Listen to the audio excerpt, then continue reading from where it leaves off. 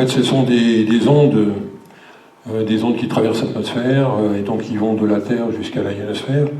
Et donc il y a des fréquences bien particulières. La fréquence de base, la fondamentale, est à 7,8 Hz.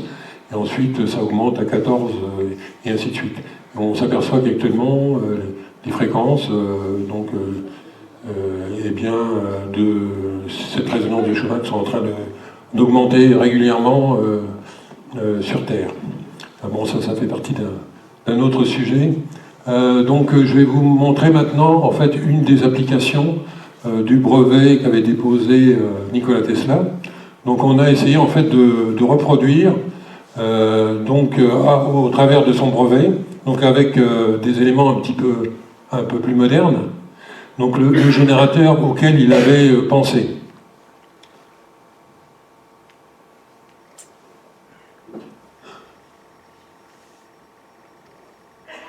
Donc vous avez en fait un moteur qui est alimenté par un variac, donc c'est quelque chose qui fait varier un peu la tension, et donc on fait varier donc, la vitesse de ce moteur-là. Et ce petit moteur va alimenter un gros moteur que vous voyez en jaune. Et donc, arrivé à une certaine vitesse, eh bien, vous voyez que les lampes vont commencer à s'allumer.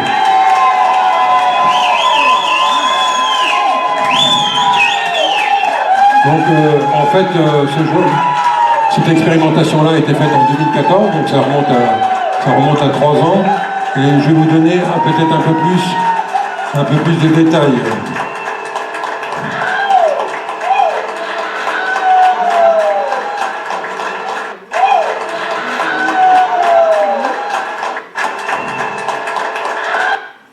Voilà. Donc, on voit sur cette vidéo, on voit différents éléments. Donc, je vous ai parlé ici du variac qui amène en fait un courant alternatif donc sur ce moteur-là. Et donc là, vous voyez une courroie. Donc une courroie qui va entraîner ici une espèce de gros moteur jaune. Et là, on a l'impression que c'est des batteries. En fait, c'est pas des batteries, c'est des gros condensateurs. Et donc là, il y a des fils qui sortent ici et qui sont reliés au condensateur. Et quand on regarde donc le schéma électrique de ce genre d'appareil, on voit qu'en fait on a formé les bobines donc sont reliées au condensateur et donc vont avoir ce qu'on appelle en électronique une fréquence de résonance. C'est pour ça que je vous parlais aussi de la résonance des fréquences de Schumann. C'est-à-dire que lorsqu'on va arriver à une certaine vitesse, eh bien, on va voir apparaître, aussi bien sur les condensateurs que sur les bobines, des tensions alternatives qui vont devenir de plus en plus importantes. Donc en théorie, les tensions, si les éléments étaient parfaits, pourraient monter à des valeurs extrêmement importantes. Donc là, je pense que c'est limité à 10 000 ou 20 000 volts, là-dessus. Donc on va voir des tensions de cet ordre-là sur une batterie de condensateurs également. Là, phénomène extraordinaire, quand on regarde l'énergie qu'on a dépensée ici pour alimenter le moteur et l'énergie ici qu'on génère sur les lampes, eh bien, on voit qu'il y a pratiquement un facteur de 10. C'est-à-dire que pour 1 kW délivré ici par le moteur, en gros, on pourrait éventuellement sortir 10 kW. Mais ici, donc, il n'y a pas l'équivalent du nombre de lampes correspondant à 10 kW. Donc on n'est pas dans des conditions parfaites pour démontrer qu'il y a un surplus d'énergie. Alors maintenant, comment cette énergie est-elle produite? Eh bien, les physiciens actuels seraient incapables de vous expliquer pourquoi. Et donc le nom de cet appareil, ça s'appelle le QEG, un Quantum Energy Generator. Et en fait, on doit faire appel à ce moment-là à l'énergie quantique, avec des particules qui se trouveraient dans le vide et qui viendraient communiquer leur énergie en fait aux électrons. Vous savez que l'énergie électrique est transportée par les électrons. Eh bien, ces particules qui seraient dans le vide viendraient communiquer leur énergie aux électrons et apporter une énergie de manière très importante. Donc peut-être que certains d'entre vous ont vu des vidéos de Nassim Haramein, donc il essaye de démontrer, au travers de ces vidéos, qu'en fait le vide contient énormément d'énergie. Donc ça, une des premières questions, comment est-ce que l'univers est apparu? Peut-être que l'univers est tout simplement apparu à partir du vide. Parce que si le vide contient énormément d'énergie, il y a suffisamment d'énergie pour créer toutes les étoiles et tout ce qu'on trouve dans l'univers. Bon, ça reste une supposition. Alors maintenant, je vais vous montrer, ça c'était une maquette, on peut dire, et je vais vous montrer quelque chose d'un peu plus avancé, et qui reprend, on va le voir ici, également le brevet de Nikola Tesla.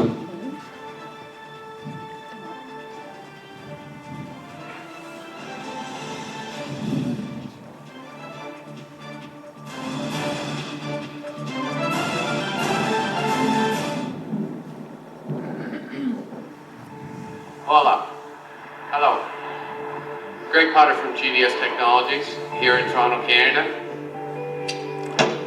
We want to talk about the features here. Alors vous voyez ici un générateur, donc il ressemble en fait à un groupe électrogène. Un groupe électrogène qu'on utilise quand on n'a plus d'électricité, qu'on peut brancher éventuellement pour fabriquer l'électricité. Mais d'habitude, les groupes électrogènes, donc ça fonctionne avec de l'essence, avec du gasoil, etc. Donc là, ce qu'on vous montre, c'est qu'il y a une sortie électrique, ça c'est normal pour un groupe électrogène.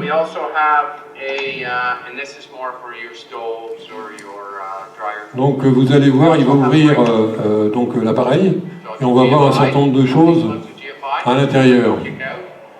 Alors ici, c'est une personne qui fait partie de la société GDS, donc ils vont mettre sur le marché ce genre d'appareil. Et donc ils prétendent que ça ne fonctionne qu'avec de l'eau. Donc ici il y a un robinet pour faire rentrer l'eau à l'intérieur du générateur. Et une fois que c'est rempli, on ferme le robinet.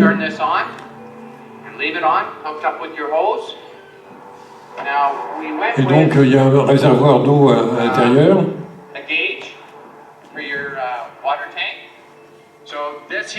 Donc ici on peut voir si le réservoir est rempli ou pas.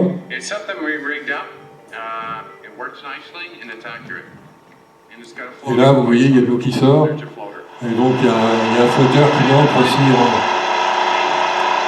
Alors là, donc, vous voyez, il fait fonctionner un véritable groupe électrogène. Donc, vous voyez le bruit que ça fait. Donc il va faire à peu près la même chose avec...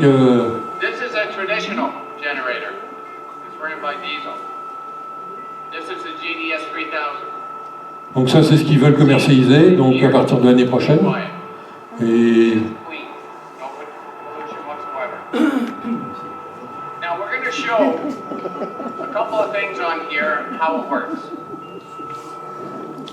Alors,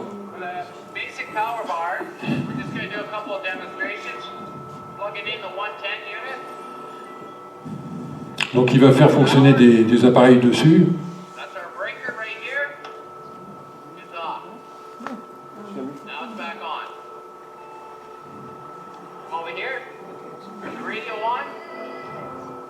Ah bon, c'est juste un amplificateur. L'amplificateur, c'est moins de 100 watts de consommation électrique. Si on veut consommer un peu plus, il faut prendre un aspirateur ou ici, si ça produit de l'air chaud, ça peut monter à plus de 1000 watts. Je crois qu'il va prendre un aspirateur. Donc les aspirateurs, c'est entre 1000 et 2000 watts.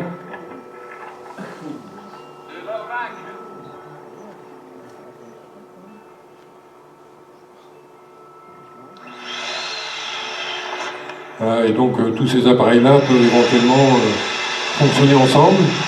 Et donc là, l'énergie vient de leur générateur, appelé GDS 3000. Pourquoi? Parce qu'il est censé délivrer une puissance de 3 kW.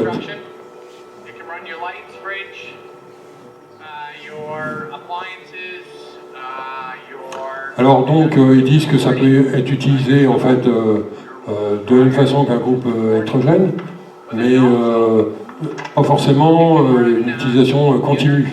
Pour l'instant, c'est parce que peut-être qu'ils n'ont pas suffisamment de recul sur la fiabilité, je dirais, de l'appareil.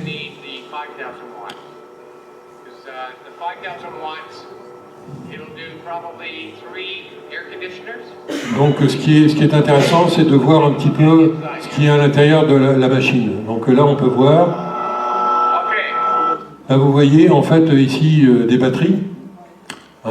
Donc là, en fait, c'est les batteries qui vont être utilisées pour démarrer le générateur.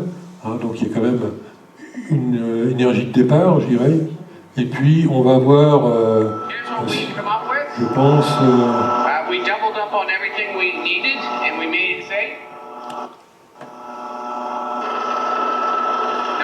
Voilà. Ici, on a si vous vous rappelez sur l'image précédente, vous avez montré un petit moteur et un gros moteur. Là, on va retrouver à peu près la même chose. Donc là, vous avez peut-être raté l'image. Voilà. Donc vous voyez le moteur ici qui, lui, va être alimenté presque directement par les batteries et qui, avec une courroie, entraîne un autre moteur. Et c'est ce moteur-là qui va générer donc l'énergie électrique. Et donc on a tout un système aussi électronique. Donc il y a la batterie de condensateur et autres. Donc pour moi, ils disent qu'en fait ce système-là fonctionne avec de l'eau. En fait, c'est pour détourner un peu l'attention, parce que pour moi c'est une copie conforme du brevet de Nikola Tesla. Et l'utilisation de l'eau, ce serait uniquement pour refroidir le système, et non pas pour utiliser l'eau, comme on a pu voir donc, dans le cas de la fusion froide, pour utiliser l'eau comme source d'énergie.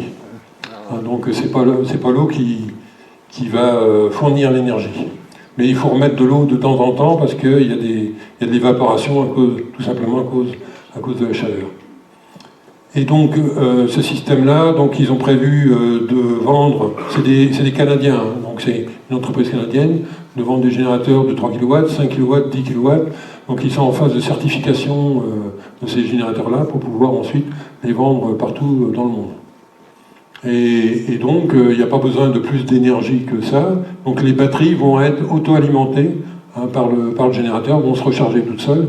Donc il n'y aura pas besoin de refournir de courant aux batteries. Ce n'est pas les batteries qui fournissent l'énergie extérieure. Elles sont là juste pour démarrer le système. Oui.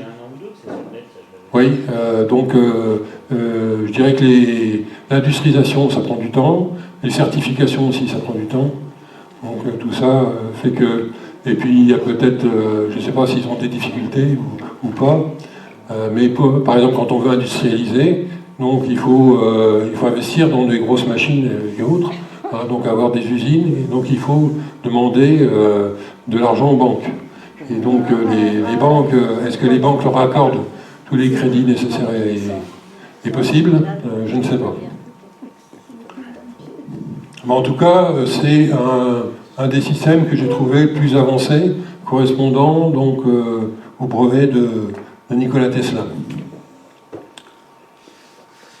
Donc on va arrêter là pour cette vidéo. Maintenant, je vais vous montrer d'autres choses. Donc quelque chose qui ressemble un petit peu... Alors ici, ça c'est les Indiens qui ont mis ça au point. Donc un système, là, vous reconnaissez un petit moteur aussi qui sert à communiquer en fait l'énergie mécanique, un beaucoup plus gros moteur. Et cette fois-ci, ils prétendent que leur système aussi produit une énergie plus élevée que l'énergie qui est donnée par le petit moteur. Donc ici, il y a même eu donc des graphes qui ont été faits. Là, par exemple, si on fournit 2774 watts à l'entrée, donc en sortie, donc il y a 6616 watts. Donc ça fait 239% d'efficacité par rapport au système. Hein. Donc il fournit plus d'énergie en sortie qu'à l'entrée. Là, ce sont les inventeurs. Toby Grotz, donc ingénieur électrique, et Parama Absa-Dewari, voilà, qui testaient leur système en Inde. Donc en Inde, ils sont fortement intéressés pour avoir des systèmes comme ça, parce que la pollution est extrêmement élevée en Inde. Moi, j'y vais assez régulièrement. Là, je dois encore y retourner, donc à Bangalore au mois de septembre. Et donc la pollution, dernièrement, ils ont par exemple eu des mousses, des mousses qui se sont accumulées dans les rues. Hein, donc apparemment c'est bon, c'est pas trop comment c'est arrivé, mais je pense qu'il y a de l'eau qui a dû rentrer en contact avec des produits chimiques, et ensuite avec le vent, ça s'est envolé, et ensuite ça s'est dispersé dans toute la ville. Et je ne sais pas si vous avez entendu parler de l'histoire des chiens bleus. Hein, donc on a retrouvé un certain nombre de chiens qui avaient une couleur bleue, donc ils avaient été donc absorbés des produits chimiques qui leur ont coloré le pelage. Donc en Inde, ils ont des gros problèmes de pollution, et donc ça devient très urgent pour eux, vu la population, de trouver des solutions de rechange par rapport au pétrole. Alors, autre système. Là, je vais vous présenter ce système-là. Bonjour à tous et bienvenue dans cette vidéo qui va être très très courte. J'ai reçu ce matin un mail de Patrick qui a fait une traduction d'un PDF pour qui vous explique comment construire pas à pas votre unité Magrav. Je vous le montre.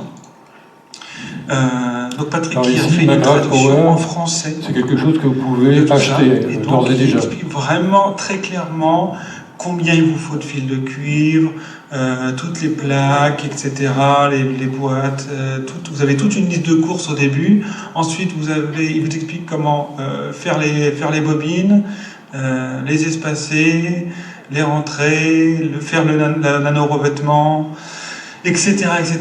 Tout ça est très très bien expliqué, étape par étape, en français. J'insiste là-dessus et je remercie encore les personnes qui ont traduit. Je pense que c'est Patrick, mais je ne sais pas s'il y a eu d'autres personnes. Enfin bon, je les remercie chaleureusement pour m'avoir envoyé ce mail. Je vous fais passer donc cette information. Donc à partir de maintenant, ce qui va se passer sur cette chaîne, en tout cas très très prochainement, c'est-à-dire que je vais me reconcentrer vraiment sur le domaine qui moi m'intéresse le plus, c'est-à-dire la santé. Je vais peut-être relier certaines informations par rapport à l'unité Magrav, etc. Mais je vais vraiment me concentrer sur la santé, que ce soit le stylo, que ce soit la coupe de vie, que ce soit tout un tas de choses. Je vais essayer de me reconcentrer là-dessus, vraiment. Voilà, parce que c'est surtout ça qui m'intéresse. Et aujourd'hui, il y a tellement de choses à traiter, que ce soit en santé ou sur l'unité Magrav, etc., que de toute façon, je n'aurais pas pu tout traiter. Donc, ça tombe bien, vu que j'ai beaucoup de demandes. J'ai toujours plein de questions par rapport à l'unité Magrav, etc. Voilà, donc je vous mets le lien du document en description. Comme ça, vous aurez juste à aller le voir, vous téléchargez le PDF, et ensuite, vous faites les choses vous-même. C'est vraiment très bien expliqué. Tout est expliqué de A à Z avec tous les schémas, tout est traduit en français, c'est vraiment formidable comme travail. Donc voilà. Je vous remercie pour avoir suivi cette vidéo. Et donc voilà, tout simplement, vous avez juste à télécharger le PDF et vous aurez la réponse à toutes vos questions et à toutes les questions que vous m'avez posées jusqu'à présent sur l'unité Magrav. Donc juste pour terminer, je ne finirai pas les vidéos de Roald Boom puisque les premiers tutoriels qu'il a fait, au bout d'un moment, il fait beaucoup d'erreurs, donc au final, son unité n'a pas marché. Et que maintenant, avec ce PDF qui est extrêmement clair et qui explique étape par étape comment il faut faire, je pense que les vidéos tutoriels seront de l'ordre de enfin je veux dire, c'est vrai, ça devient plus du tout obligatoire. Donc, voilà, à partir de maintenant, sauf si je vois vraiment des choses pertinentes, je ne ferai plus de traduction des vidéos de Roald Boom ou des vidéos tutoriels en général. Voilà. Merci à tous et à très bientôt. Voilà. Donc il se trouve que donc fin 2015, donc il y a un ingénieur qui s'appelle Kéché qui travaille sur les plasmas. Donc le plasma, donc c'est un autre état de la matière. Vous savez ce qui est solide, liquide, gazeux. Eh bien l'état de la matière qui suit, c'est le plasma. Et donc il faut chauffer donc la matière à des températures très, très fortes. Et à ce moment-là, on peut dire par exemple que les électrons vont se dissocier du noyau, donc à des températures extrêmement élevées. Et donc il a travaillé là-dessus et il a mis au point un système que les amateurs peuvent fabriquer et également qu'il vend également sur Internet pour un prix de 500 € pour l'instant. Donc alors ce générateur, donc vous lui fournissez de l'électricité alternative, hein, donc celle que vous avez dans votre maison ou votre appartement, et il y aurait un rendement 40% supérieur. Hein, c'est-à-dire que si vous fournissez 1 kW d'énergie, donc vous avez 1,4 kW donc, en sortie. Hein, donc on va regarder d'un peu plus près donc, l'essai du générateur.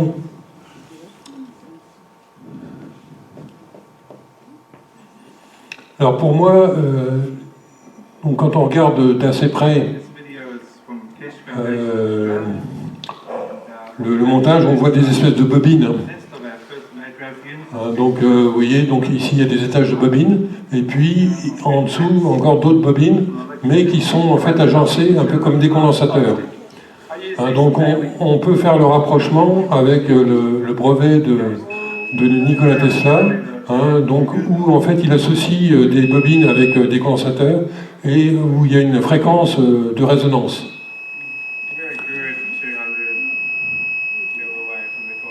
Et donc là, il y a, je dirais, ce détecteur, on ne sait pas, détecte pas la radioactivité, il n'y a pas de radioactivité, hein, c'est juste donc électromagnétique. Et donc là, c'est juste un petit laboratoire amateur, donc où ils essayent de reconstituer donc le fameux objet qu'on appelle le MAGRAV. Dans MAGRAV, il y a deux choses. Ma comme magnétique et grave comme gravitationnel. Donc l'ingénieur qui a mis ça au point, il s'appelle Kéché, donc prétend que donc il met en œuvre des propriétés gravitationnelles au travers de ce montage-là.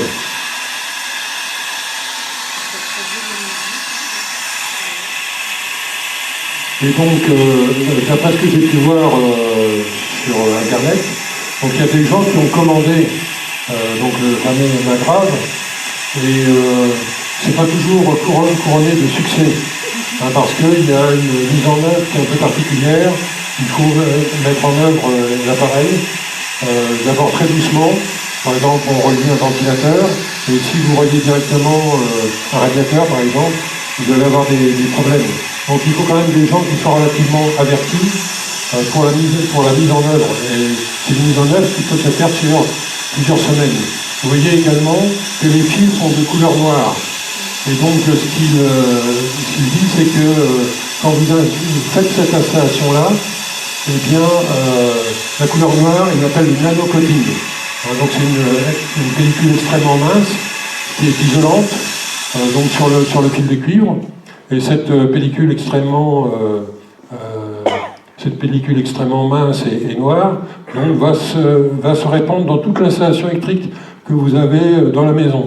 Et donc, c'est une des raisons pour laquelle donc, le rendement de votre installation va augmenter au fil des jours et des semaines que vous allez l'utiliser. Et donc, ça utilise des propriétés physiques. Donc, pour moi, en fait, dans ce système-là, il y a certainement une fréquence d'oscillation qui est induite par l'énergie électrique qui est fournie. Donc on veut vibrer à très, très haute fréquence, et donc des échauffements. Les échauffements induisent donc le nano-coating, donc la fine pellicule noire qu'on voit autour des fils de cuivre, et cet échauffement se répand ensuite sur toute l'installation. Donc c'est quelque chose d'assez progressif, et ça, à chaque fois, ça va dans le bon sens pour le rendement du système. Donc j'ai vu des personnes qui ont mis plusieurs magraves en série, qui ont obtenu des rendements records. Hein, donc je pense que ça fonctionne dans un grand nombre de cas. Il faut prendre un certain nombre de précautions. Donc je pense que pour le commun des particuliers, c'est pas encore tout à fait au point pour que ça soit diffusé à grande échelle et que chacun soit satisfait. C'est-à-dire qu'en général, quand vous achetez un appareil, hein, si vous achetez une télé, vous demandez à ce que la télé elle fonctionne dès la première minute. Hein, vous n'allez pas attendre 1 heure, 2 heures ou 3 jours avant que ça fonctionne. Donc là, c'est un peu le même principe. Il faut peut-être, je dirais, faire un peu plus de conception sur ce système-là pour que le rendement, pour qu'on puisse également augmenter le rendement et qu'on puisse donc avoir le bon rendement dès le départ.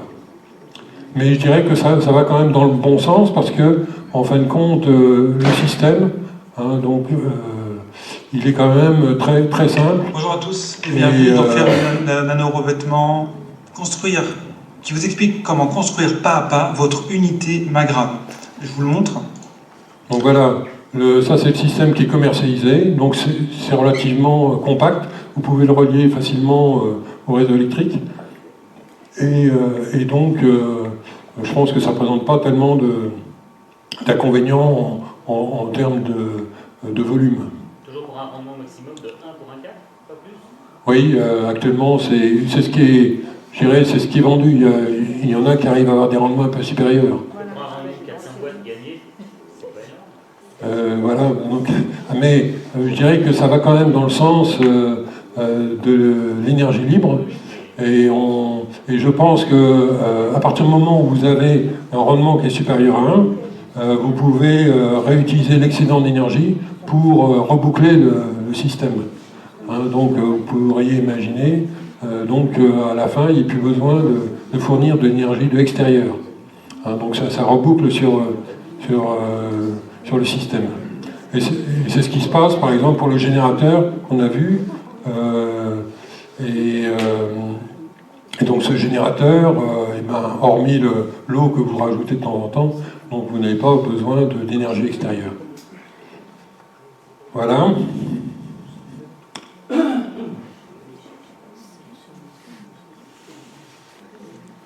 Donc je voulais vous montrer en fait quelques applications qui vont qui commencent un petit peu à déboucher, hein, comme ce groupe électrogène de GDS Technologies, hein, comme le magrav qui est commercialisé, que vous pouvez d'ores et déjà acheter, mais pour l'instant je pense qu'il y a encore assez peu de personnes qui sont au courant, donc ça me semblait intéressant de faire ce type de conférence et de vous montrer hein, que l'énergie libre, en fait, c'est pour demain. Voilà, donc on arrive à la fin de la conférence. Hein, donc l'objectif principal, c'est pour en fait le bien-être des êtres humains et également de la planète. Hein, donc c'est vraiment important à l'heure actuelle de penser donc à nos enfants qui hériteront en fait de ce qu'on leur a laissé. Donc je pense qu'il est encore temps, hein, mais il faut que maintenant tous les efforts soient axés pour trouver les bonnes solutions, les bonnes technologies, hein, qui ne polluent plus comme on a pu polluer par le passé. Voilà, mais je vous remercie pour votre écoute, et donc maintenant on peut passer quelques minutes à répondre aux questions.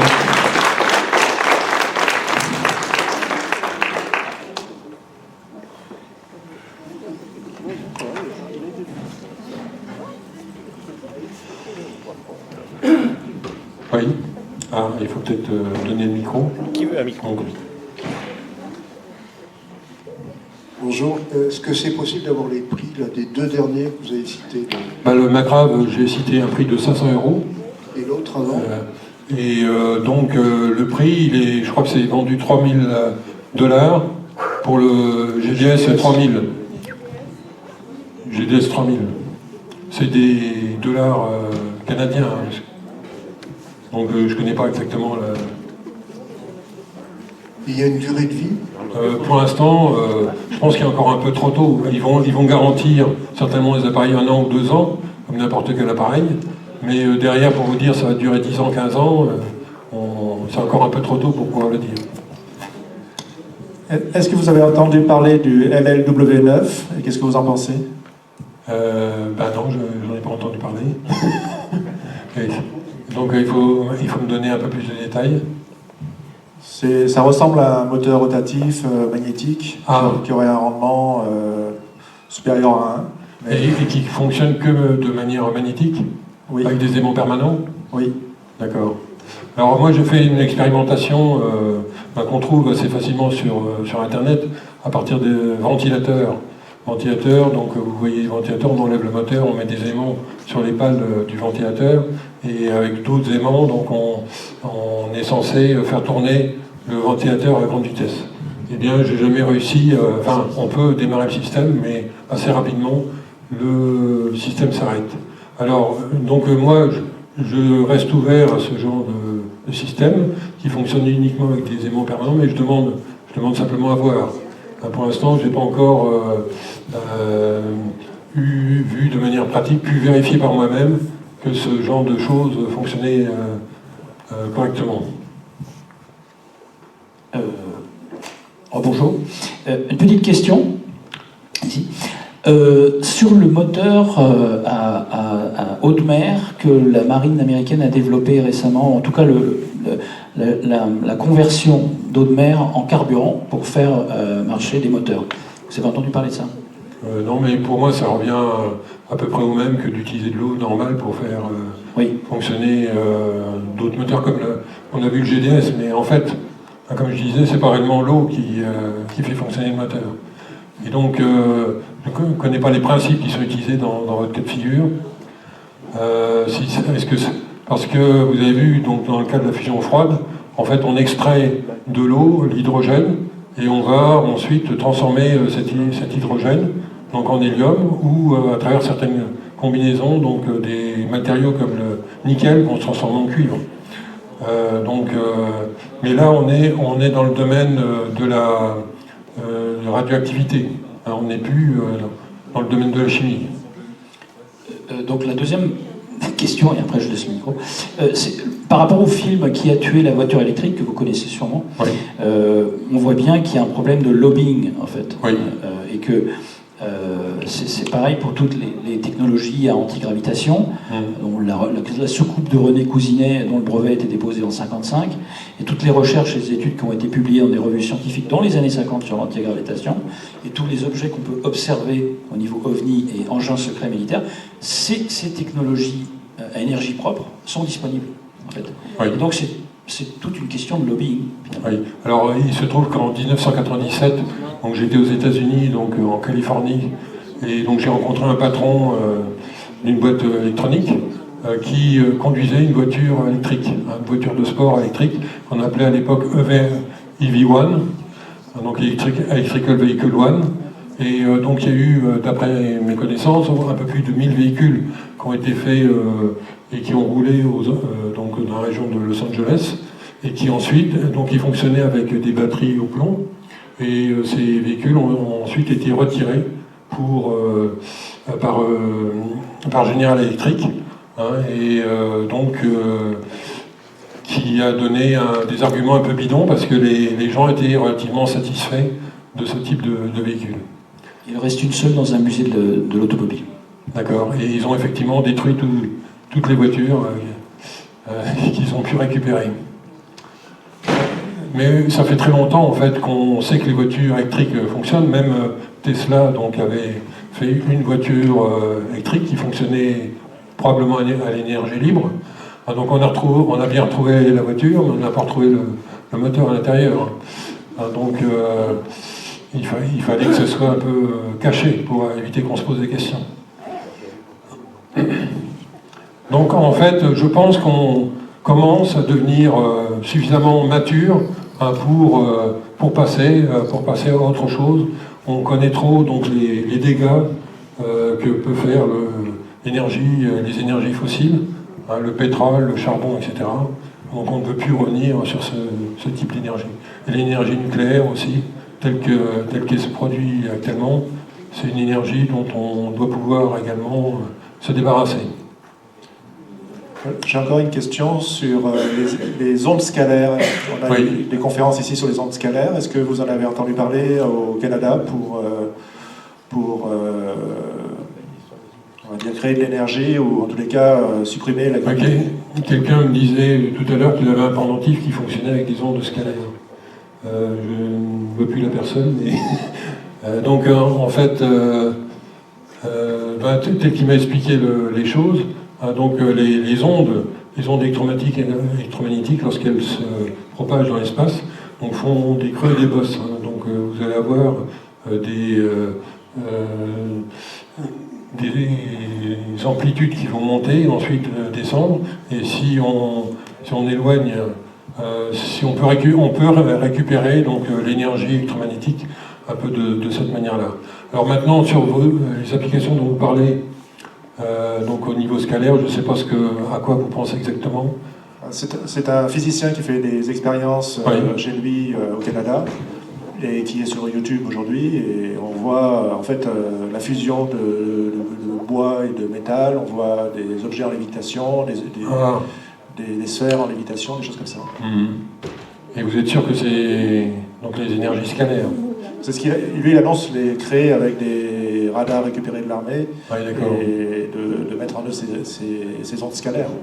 Mais après, est-ce que c'est un fait ou pas? Je ne sais pas. D'accord. Donc j'ai fait une conférence, ça date déjà de quelques années, où je montre un petit peu comment les ovnis, les ovnis qu'on voit dans le ciel, donc pouvaient se mouvoir et donc avec quel type d'énergie. Donc on se rapproche un petit peu de ça. Mais je vais pas refaire la conférence en question. Ça sera pour une prochaine fois. Oui. Moi, j'avais entendu parler d'une société dans l'Est qui avait mis au point un moteur à air comprimé. Et ils sortaient des voitures. Oui. Et d'ailleurs, ils avaient un site internet où il y avait leurs différents modèles. Et j'ai l'impression que ça a tourné. Oui, je pense qu'il y a aussi une opposition qui vient de quelque part, parce qu'effectivement, je dirais que pour les déplacements dans les villes, principalement, cette solution de voiture à air comprimé, donc ça pourrait être intéressant. Bon, ça occupe un peu d'espace à l'arrière, parce qu'il faut une grosse bonbonne, hein, donc qui va contenir de l'air pratiquement liquide. Et donc on peut récupérer cette énergie-là pour faire fonctionner sur quelques dizaines de kilomètres. Et donc pour moi ça c'est une solution intéressante. Hein, donc il faut pas énormément, il faut un compresseur pour pouvoir produire l'air comprimé. Hein, et ensuite on fait fonctionner sa voiture pour la journée si on a besoin d'aller travailler ou d'aller faire des courses, choses comme ça. Donc je pense qu'en termes de pollution, de toute façon, ça n'apporte aucune pollution supplémentaire. Mais ça ne fait pas partie des énergies libres.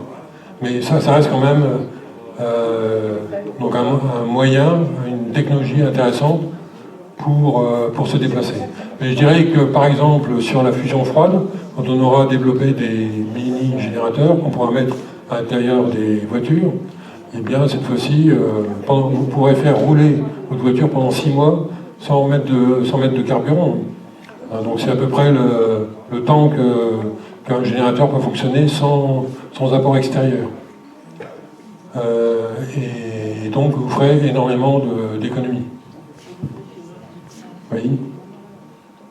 Avec la voiture à air comprimé, si on utilise l'air comprimé pour freiner le véhicule, on peut recharger les bonbonnes. Oui, mais il y a toujours une perte. Hein. Et donc l'air, de toute façon, l'air qui se décomprime, donc il va être perdu, il va partir dans l'atmosphère. D'accord, cet air-là, vous ne pourrez pas le récupérer. Et quand cette opération se fait, eh bien, donc il y a des libérations d'énergie thermique, hein, et également que vous ne pouvez pas récupérer. Donc il y a beaucoup de pertes, je dirais. Je pense que les voitures électriques permettent peut-être plus de récupération d'énergie, hein, donc lors du freinage. Lorsque vous freinez, à ce moment-là, vous pouvez recharger les batteries donc, au niveau électrique.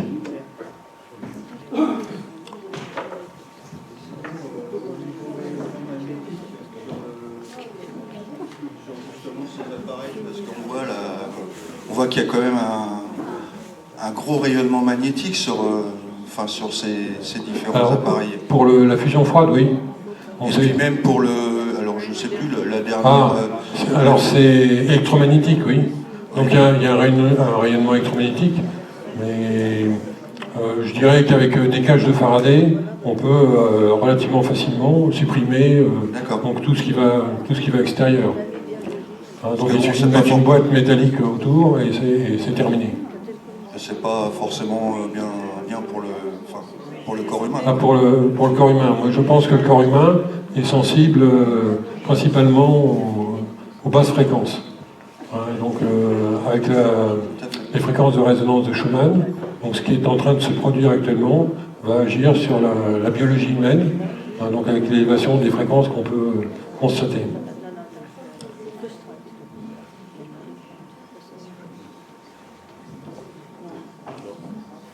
Également, il faut savoir que notre cerveau fonctionne aussi avec certaines fréquences. En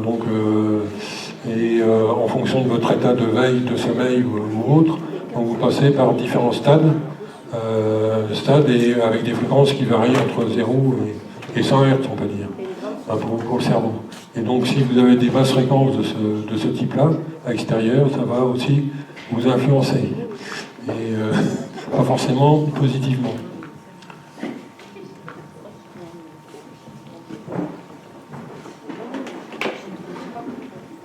Et l'effet Hutchinson, est-ce que c'est une réalité ou... Oui, d'après les vidéos que j'ai pu voir sur cet effet-là, moi-même je n'ai pas reproduit. Donc, quand j'ai vu ces effets-là, je me suis dit oui, il y a une réalité derrière, donc il y a une réalité physique. Maintenant, ça demanderait certainement plus d'expérimentation pour voir jusqu'où on peut aller, parce qu'on peut par exemple liquéfier du métal. Ou faire de la lévitation. Donc il y a beaucoup d'effets. Est-ce que c'est nocif pour l'homme? Ça, j'en sais rien. Donc il y a beaucoup de questions autour de ça. Voilà. Donc on arrive presque à la fin. Pratiquement à la fin.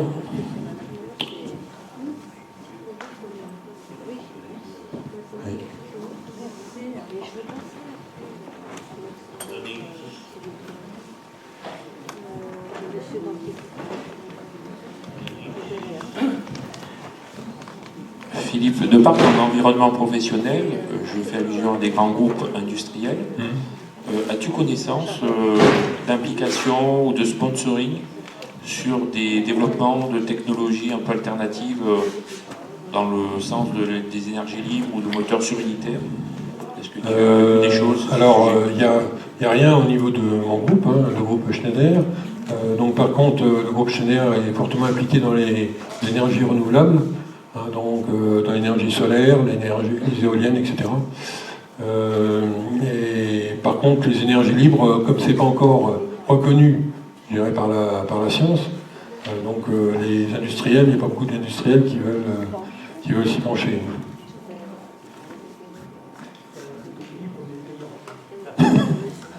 Aïe.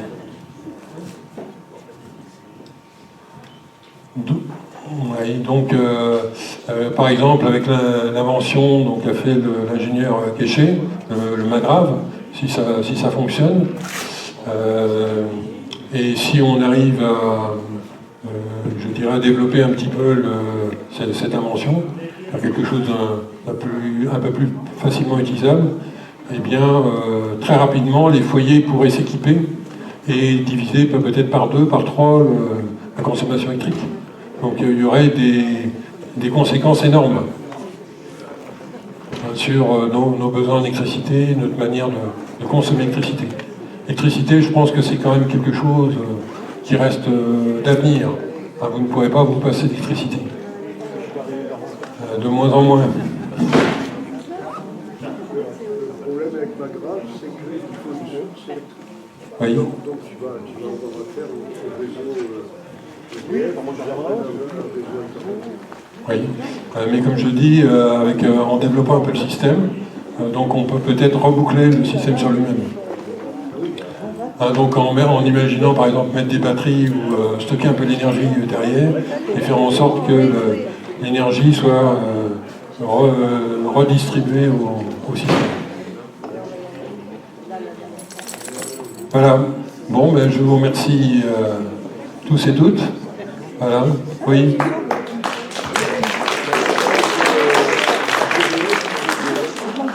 Le GDS, c'est 3 kW, 5 ou 10. Pour l'instant, c'est ce qu'ils visent sur le marché. Oui, pour les particuliers. Allez, on te remercie. On va clore, voilà, cette dernière question, le week-end de conférence. Tous les membres de